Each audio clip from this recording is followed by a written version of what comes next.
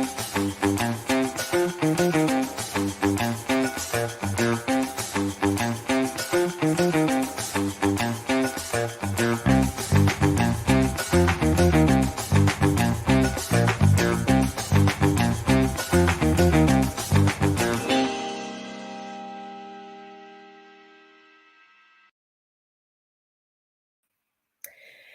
afternoon, everyone.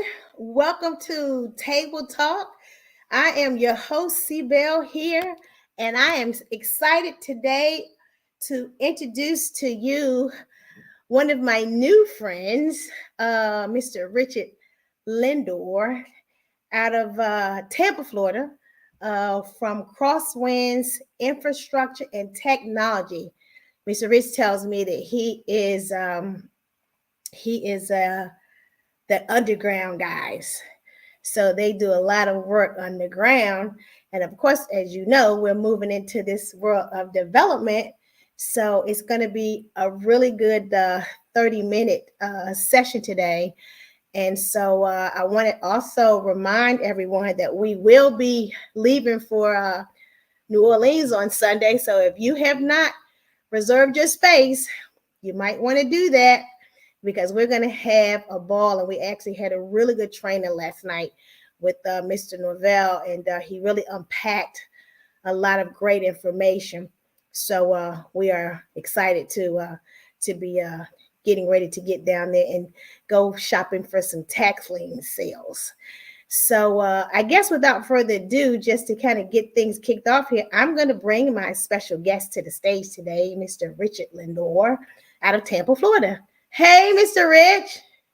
Hi, Cecelia. How are you, sir? Very good. Thank you. Thanks for having me. Absolutely. I'm excited. Welcome to the call today.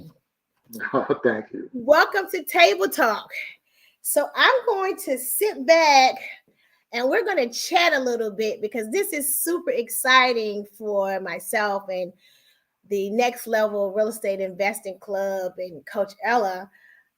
Because we are now going to build a block, as we say.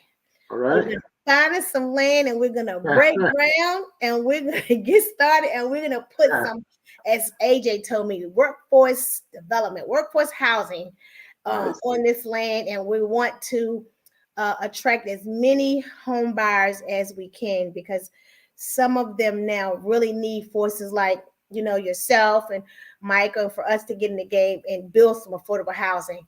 So I'm excited about that. So I guess we're going to do this Oprah style. Okay. How about that? We're going to do this Oprah style today. So what we're going to start off, I'm going to start off by just saying, Mr. Rich, talk to us a little bit about this development, and, you know, how do you get started? You know, what does it cost? You know, what are your upfront costs is?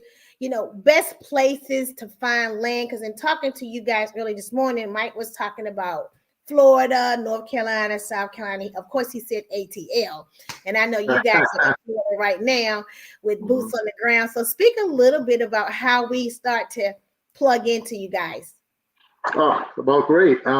First of all, we'd love to have you. And Mike and I joined forces probably about a year ago, but we've known each other for 10 years. We have very similar ambitions, so to speak. And the company itself, Crosswinds Infrastructure and Technology, we're a full service development company. And what we do is basically, we could take it from start to finish in terms of development. And we've been doing this for over 30 years. So that's great. Now, in terms of your question, how you fit in, there's really 4 elements of development. And one is controlling the land, having some capital, having the proper experience to develop it, and understanding the market and the zoning, so on and so forth. So let's start with the first step, which is controlling the land. This is probably one of the most important steps. So the first thing is to identify a particular location where you want to and what you want to do. So if you're looking at workforce housing, so to speak, you'd have to check particular locations, cities, whatever, to where you're zoned for multifamily or housing, so on and so forth. So it depends on your budget. It Yes. depends on location. There's a lot of variables that have to get worked out. So let's talk about those variables, because we know that land prices vary from area, location, I guess inner city, suburbs. So can you speak to best places for us to start looking for the land? Because I know Uh, we're going to be traveling to Virginia tomorrow, and someone says it's nice down here and land is not as expensive as it is in the DMV. So what does right. that look like? Yeah, well, I mean, a lot of it is based on the market, right? So if you're trying to do workforce, right, so you probably want to be somewhere where that has industry, that people need housing. Um, so you'd want to, any city or most cities have something similar to that, unless it's a dead city.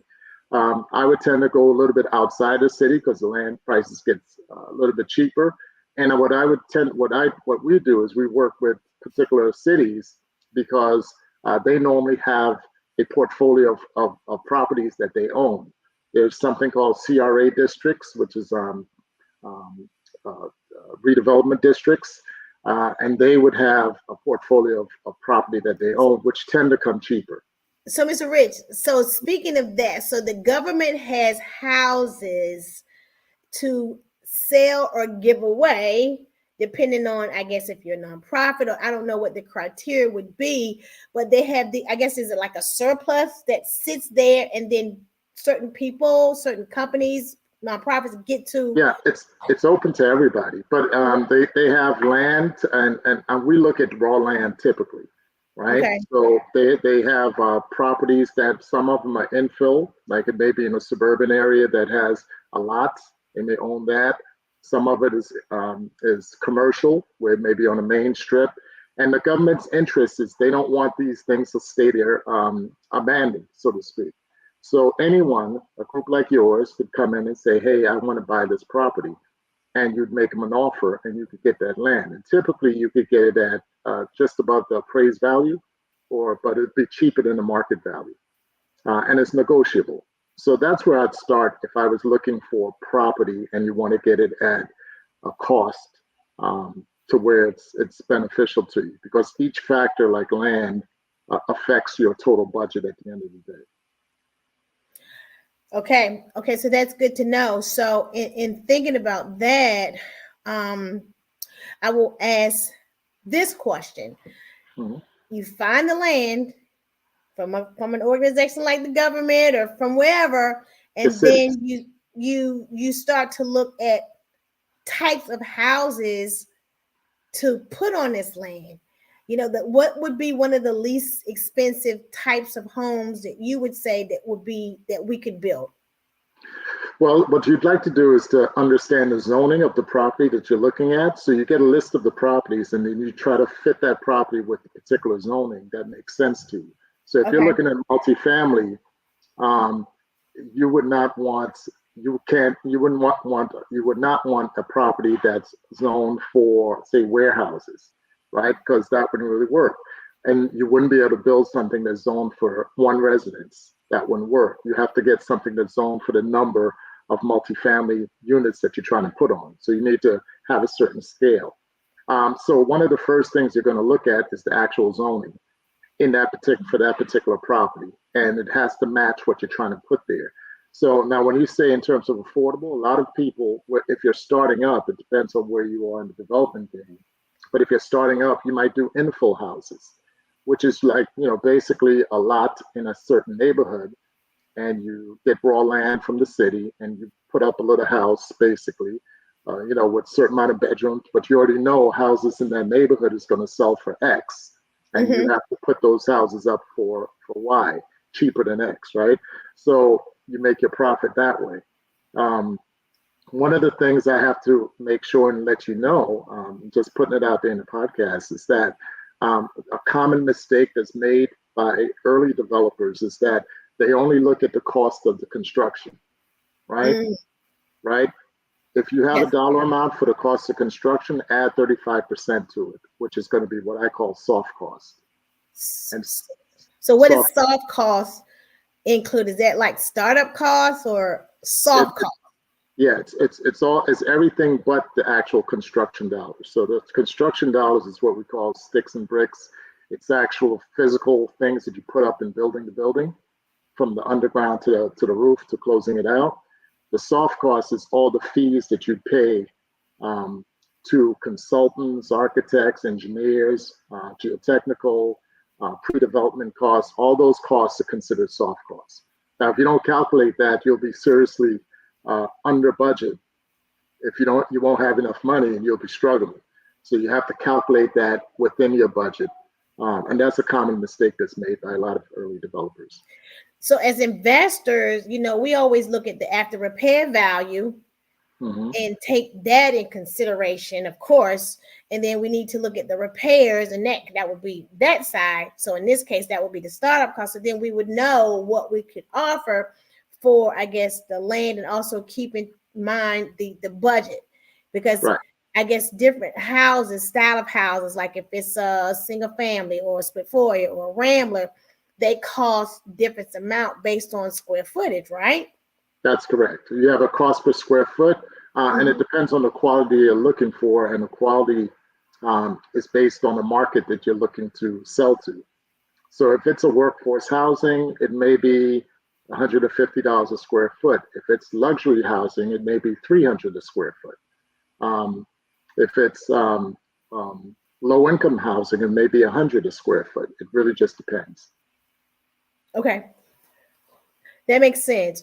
All right. So, so having said that, if we were looking to just start off on a small scale, Hmm. is it better to, how you have you have real estate where it's a burn down house, or they call it a roll off house, where you can fit a house right into a community that's already established, already developed? The is that the way to consider going, because we're coming out new, and then getting, the Mr. Riches of the world, and Mr. Mikes of the world, and say, hey, come Yeah, over here and take a look at this?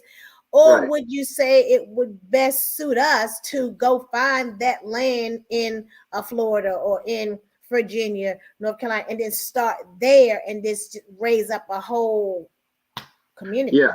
Well, I always say work close to home, right? So depending on who's doing the work, you want to be close to home. You don't want to have to travel to do your project, right? Now, excuse me. Um, right. If we were doing the project, we would most likely do it in Florida, since we spend most of our time in Florida. Mm-hmm. Um, Florida tends to have, it still has land. It's not like up north where you're primarily doing existing buildings that may be dilapidated and you have to demolish it and then build new. So you can get a raw piece of land in Florida and you could build up from there. Um, So depending on where in Florida, Mrs. Rich, is going to depend on what the cost of the land is, right? Right. Absolutely. So, If you're close to the cities, it costs more. If it's more in the mhm. suburbs, it might cost less. That's why we tend to focus in on city-owned property, Mhm. to where you're not paying the premium price. Okay, but what's the competition like in that respect, and how likely is it that we can penetrate the wall? But I guess because you guys are already there, and Mike said we could come down there and hang out with you guys, it's already planted. Yeah, I mean, a lot of it is contact driven. I mean, most people Yes, don't know about that. So, we already have those contracts. We've been here for 20 years plus. yes. So a lot of it is contact driven. Uh, some of it, you may see a sign on the street side. You know, um, some of this they do advertise sometimes to say, hey, we have land here, and people call for the land. Um, so it's not a mystery in the fact that you can't get in. If you have the money, you could buy it if it's available. Okay, so you said a very key word in my mind. I think about this a lot. It's the fact that relationships will take you further than money ever will. You said Yes, contacts. That's people, resources. I call them people behind the wall that that's right. you have developed these relationships with, that know what they know, and then they share, information with, you know, businessmen like you. Mm-hmm. So in that respect, with knowing that, is it better to kind of look at and I think you said this before, the warehouse concept, or the government, I'll say the government concept, and looking at what they have to offer as a first avenue of trying to get in, or not trying, but getting involved, or Mm-hmm. would it be something else? It's all what makes sense in terms of the dollars. At the end of the day, it's dollars and cents, right? So Right. you want to get the land as cheap as possible. Now, if you can get an existing house that's, let's say, in Maryland, that's a dilapidated house in a good neighborhood, that's a good investment too. But remember, you're going to have to demolish that house before you build up new. So you're doing Mm-hmm. additional work, and at the end of the day, you got to pay for the demolition as well as the new construction. So it's really driven by the dollars and the analysis. Um, Based on where we are, what we do is we basically do a cost analysis, highest and best use analysis, and then we know what the construction dollars would be based on what we can put there, and then we perform it out to make sure we basically run the numbers to make sure that it's at the end before we even start the process. So Mm-hmm. there's a whole analysis process that happens before you decide to put your money into that land. But Is once that what they call that happens, feasibility study? that's part of a feasibility study. Yes. Okay. Hmm. So you want to, and those things cost, right? So Mhm. you want to try to knock down as many barriers as possible before you start doing a feasibility study, and then once the numbers turn out correct, I would say then you go and purchase your property. So what's the process like? So let's say you found a piece of land that you like, and then you Hmm. have to do all of those processes to determine that it is something that you is buildable, that you can develop. Um, once you confirm that, what is the process? And I guess permits, the, the process time, or the time of requiring a permit for the building, for to build the property. Hmm. It depends on where you are, because I know in Prince George County, from what I hear, it's a long process, and so Hmm. that's time that it's just kind of like, I won't say it's stagnated. It's like you're on pause, waiting for certain things to occur. That's So correct. what is that like? Because I mean, what you're doing nothing, and correct me if I'm wrong, sir. You're Mhm. doing nothing in the interim, but kind of waiting, and I guess working on other projects if you have it, or continue to do what you do. Well, I wouldn't say you're doing nothing. What I would say is the permit is part of the process, Uh right? huh. So to get to the permit, you have to have an architect. You have to do a design set of drawings. You have to, um, I would think you'd own the land by that point. Yes. Um, so you'd have to, you do all this upfront work, and then you submit it for permit. And the permit could take, it depends on the jurisdiction. We tend to work in places where we have contacts, so we kind of nudge it along. Mm-hmm, mm-hmm. But it could take, 2 to 3 months, or it could take 6 months. It just depends. So you have to sort of build that into your time scale on the And project holding itself, costs, right? And holdings. and holding costs, correct. So if you've borrowed money to do the project and you have that built in, you make sure you have those factors in the Mm-hmm. analysis. Hmm. So Mr. Rich, so let's say you found the land, and Hmm. now you are going to start building the team to do Hmm. this for you. Who are who are some of the very first people that you need to connect with, talk to, and I'm going to say hire, actually, or interview to hire? Um, well, it depends on who's on your team and their skill set, so you wouldn't duplicate that. But if it was just you have the money, right? Mm-hmm. So the first thing I would say, and I think the most important thing at the end of the day, is having the capital, right? Because Mm-hmm. you don't want to look for capital, you want to already have the capital.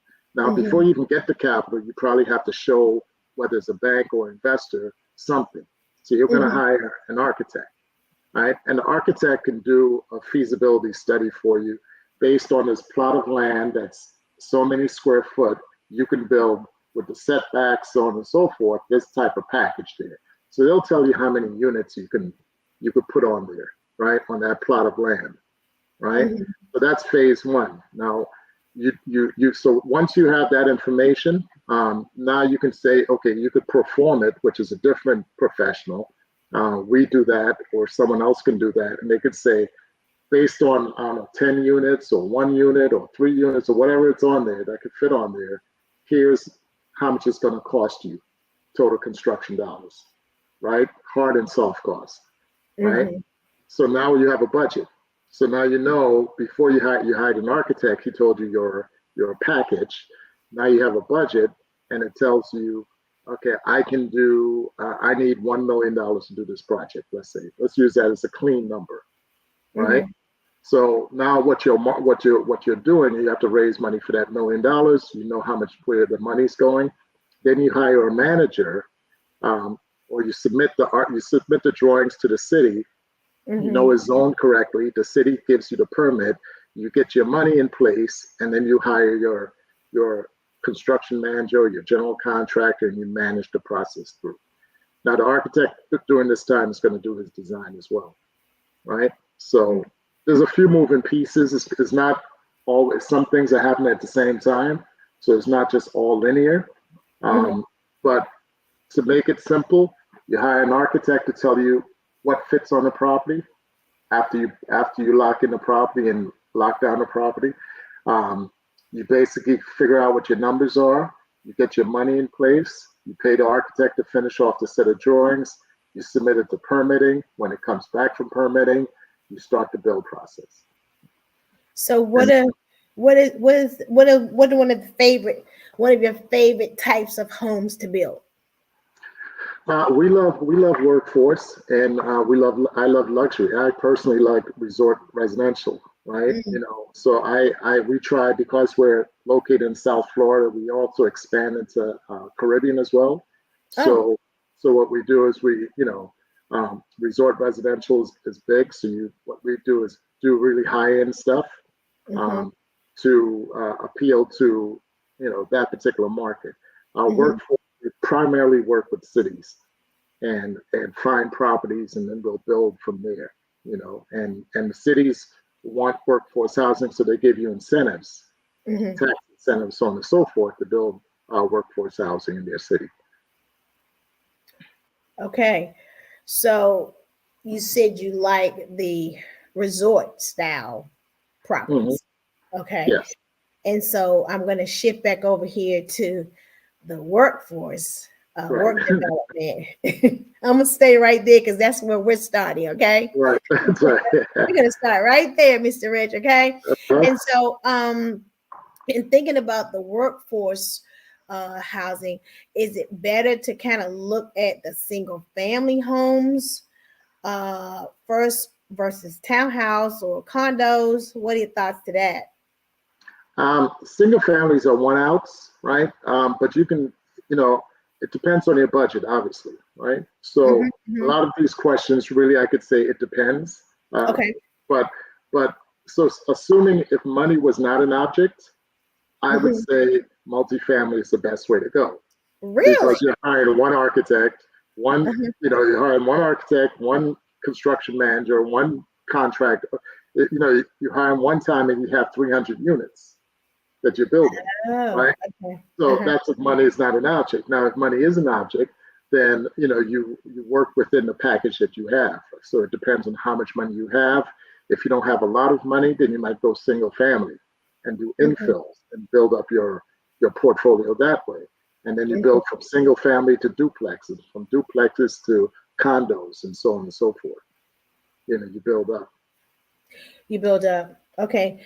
In Mhm. that process, from the time you start the construction to completion to get ready to start marketing, what is that window Yeah, of time? it depends on the size of the Yes. project, but let's say if it's a multifamily, so many units, I would reasonably give everything a year in Hmm. terms of time frame. But that could be, I'm doing 300 units. It'll take a year to 14 months, as opposed to one unit, which might take 6 months, 8 months. But Safely, I think average, I put a year in there just so you have something in mind in terms of what it would take you to get from start to finish. Okay. Very good. Very good. Okay. Is there anything else you want to add to um, this subject matter topic for those of us that are ready to go, Yeah. excited? And I know Mike said, "Well, you guys got to come down." And I'm like, "Okay, we want Yeah, to come yeah. down." Oh, yeah. Check You out. have to come down. You have to Um, come down to Rich. well, the one thing I'd like to add, and I think it's a common mistake. I think I already mentioned not putting in that 35% soft cost is one common mistake, but another common mistake is not having your money in place, right? So remember, I initially started off with the factors that you need: control of the land. The Yeah. second factor is some cash in place. So you need to have enough cash for the soft cost, take the Mhm. land down, and something. If you're going for a loan, you have to show something. The bank is not going to just give you a loan on an idea. The bank is going to give you a loan on cash in the bank. So you have to get those things in place. Now, if you have cash in place, which I would tend to think is the first thing you put in place, Okay. then Yep. then you can now talk to banks and talk to all these people in terms of moving to the next level. If you're looking for cash, it's going to be a rough ride because you may have the best project, but now you have to try to get the cash to do the project. So that becomes difficult. So you have to work it sort of at the same time. But I would say that's a major hurdle in development. Developers tend to be very wealthy people for a reason because they have Mhm. access to capital. Not Mhm. everybody can get in the game without access to capital. So having the capital yourself in a bank account or access to a capital source is probably one of the most important things to get you guys going. Okay. So I'm gonna end with this here. How much single family house uh, in Florida? Uh, Because you said you say start close to home, but my thing is this: if we have a team in another mhm. location that we trust, and it's better to start there, is that something that you will say that works too, or should we just kind of look here where we are? Well, I mean, it works as long as you have people who are looking out for your interests. So, yeah, let's assume that it's in Florida. We're looking out for your interests. We do this thing every day. I suggest that you go with people that know what they're doing, Yes. and you can always look at it, and you're because not every you have the whole country you could really do. It's not subject to one place, but you want to be able to see, feel, and touch it. Hmm. And whether you have a team there or whether you're there, it really doesn't matter. As long as you have people that's looking out for your interests, Right. and trust is what's the most important thing. Okay.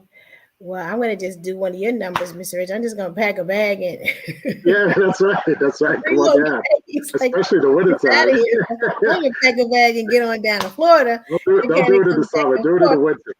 winter. You say do it in the winter? Yes, right. That's when it's beautiful down there. When the summer is hot. It's hot. Right. Yes, It's sir. hot. Okay. Well, this has Yeah. been great. Some good information, insight, and I'm excited. And I know Mike's traveling back from here to Florida. And Hmm. so I appreciate you, the partnership that you guys have, where you were just able to say, "Yes, I got it, Mike." And Yeah, that's so right. I come in and Yeah, have a conversation. he gave me all of like what 2 or 3 hours notice. I think you were walking, you were Yeah, doing your power walk when he that's called you right. this That's during my power walk in the morning. I'm grateful. I'm very grateful. I'm very thankful. Okay, Yes. Mr. I know that you're busy. Thank you so much. I really Oh, appreciate you jumping on this call. And I will be in touch with you and tell Michael I said God great. bless, and I'll be in touch with him as well. And I'll see you Great. Well, I next. wish you guys all the best of luck, and we're here to help. Thank you, Thank you. sir. We'll be in touch. God bless you. Bye for now. Bye bye.